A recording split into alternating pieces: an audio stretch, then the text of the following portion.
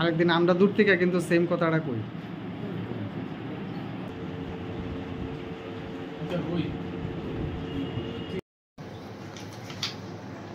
আমাদের এখানে গতকালকে একটা কেস ফেয়ার রেজিস্ট্রেশন হয়েছে।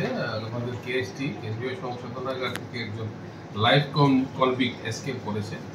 তো ওর এই কেসের ইনভেস্টিগেশনে আমরা দুজনকে আমরা অ্যারেস্ট করেছি এবং ইনভেস্টিগেশন আমাদের চলছে ট্রেস করার জন্য।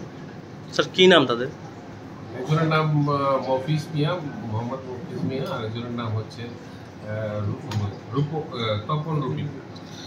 কি করতো তার?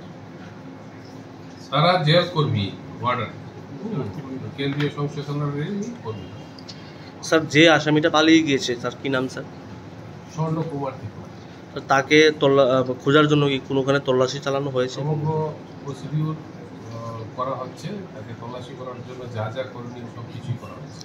স্যার জেল থেকে কীভাবে পালিয়ে গিয়েছে এমন কোনো তথ্য সমগ্র কি আপনারা? প্রক্রিয়াটাই আমরা ইনভেস্টিগেশন করে দেখছি। ইনভেস্টিগেশন করার জন্যই তো আমরা তাদেরকে অ্যারেস্ট করেছি এবং যাবতীয় যা ইনভেস্টিগেশনের ফর্মালিটি আছে সব কিছু করা হবে।